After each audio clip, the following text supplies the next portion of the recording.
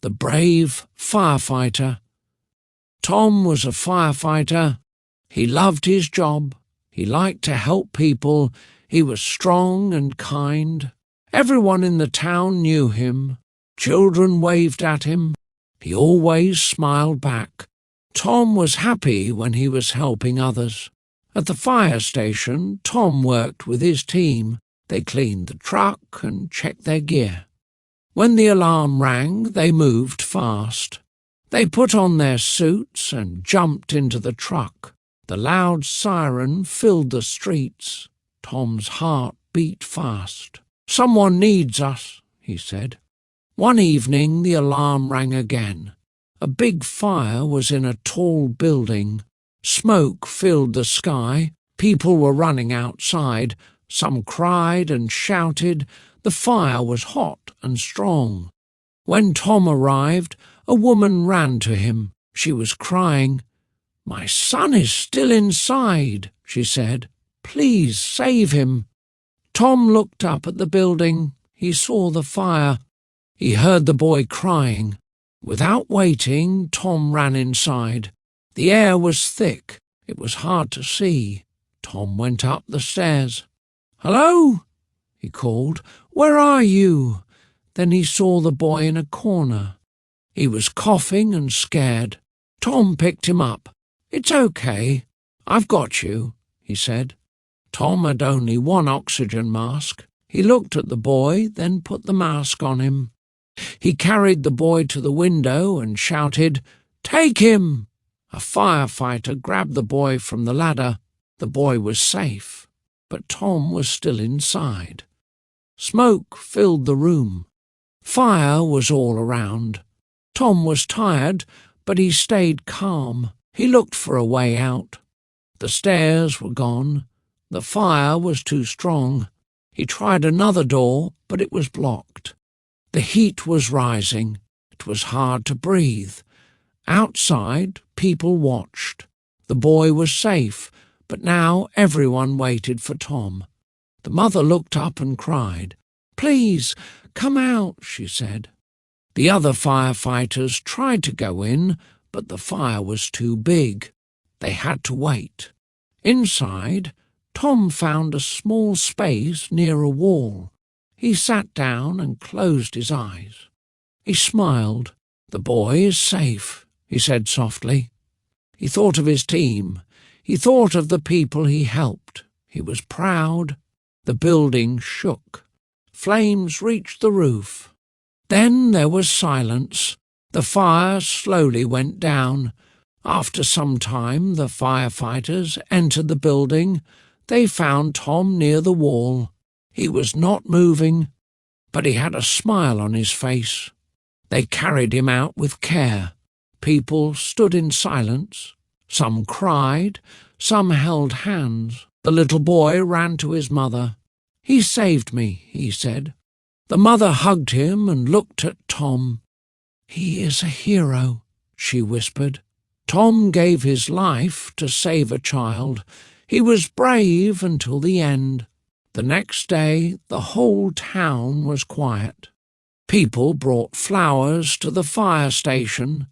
They placed them near the door. Some brought cards, some lit candles.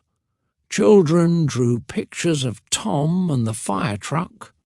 Everyone wanted to say thank you. At the school, the teacher told the children about Tom. "He was very brave," she said. "He helped others even when it was hard." The children listened. Some cried. One little boy raised his hand. "He saved my friend," he said. The mayor of the town came to the fire station. He stood in front of the people and said, "Tom was a hero. He gave everything to save a life. We will never forget him." Everyone clapped, but their hearts were heavy. At the fire station, Tom's locker was still there. His helmet was on the shelf. His boots were clean and ready. His team stood in silence. They missed his laugh, his voice, his brave heart. One firefighter said, "We will carry on." For Tom, A few days later, the town held a ceremony. People came with flowers. The little boy who was saved held a small candle. His mother stood next to him. She looked at the fire truck and whispered, "Thank you, Tom. You gave my son a second chance." Tom's story was now part of the town's heart. After the ceremony, life in the town slowly returned to normal. But people still talked about Tom. At the bakery, at the park, and at school, everyone remembered his story. He became a symbol of courage. Children said, "I want to be like Tom when I grow up." At the fire station, Tom's team trained every day. They worked harder than ever. They cleaned his locker and left a flower inside. "We will make you proud," one firefighter said. They missed him, but they felt his spirit was still there with them. One day the fire chief had an idea. He called the team and said, "Let's name the training room after Tom. Let new firefighters learn in his name." Everyone agreed. They made a sign that read, "Tom's Room, train with heart, work with courage." People from other towns came to visit. They saw the photos, the flowers, and the messages. They asked about Tom. They listened to the story. Many left notes that said, "Thank you, hero." The fire station became a place of hope. The little boy Tom saved came often. He brought drawings and put them on the wall. One picture showed Tom with a big smile, holding the boy in his arms. The boy wrote under it, "My hero." His mother stood beside him. "He is part of our family now," she said. Tom was gone, but his love and bravery stayed in every corner of the town. Many years passed, but people still remembered Tom. The little boy he saved grew up. His name was David. He often visited the fire station. He talked to the firefighters. He asked questions and listened carefully. "I want to be a firefighter like Tom," he said. David studied hard. He ran every day to stay strong. He learned about fire safety. He read books about heroes. On his wall at home, he kept a photo of Tom. It was the same photo that hung at the fire station. Every night, David looked at it and said, "Thank you." When David turned 18, he joined the fire academy. His teachers saw his heart. He worked hard. He never gave up.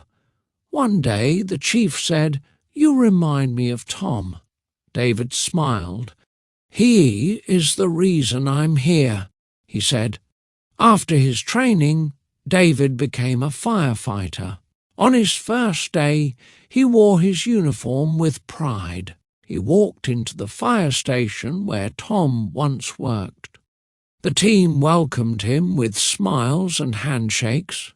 "Tom would be proud," one of them said. David walked to the locker room.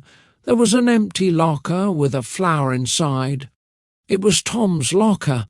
David stood in front of it and whispered, "I will do my best."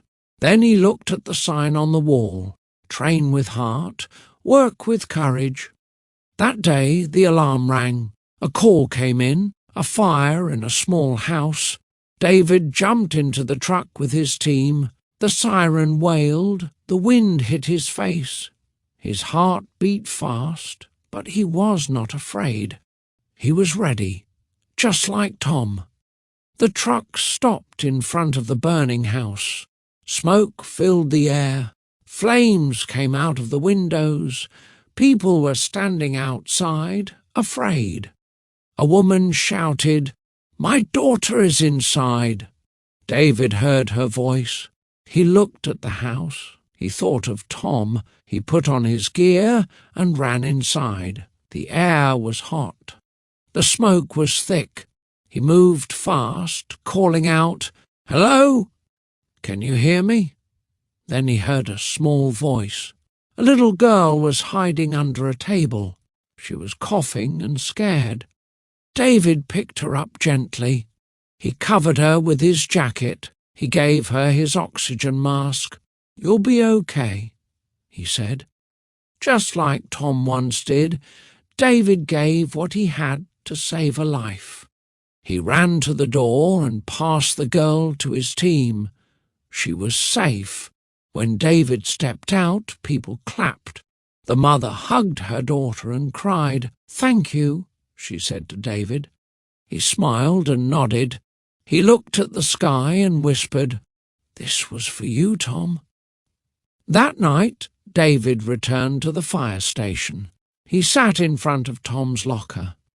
He touched the flower inside. "I understand now," he said.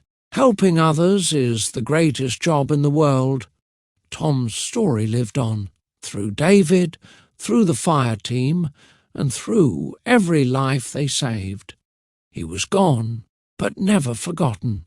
His courage, his love, and his heart stayed forever in the town, and in every flame they faced, Tom's spirit was there, strong, brave, and full of hope.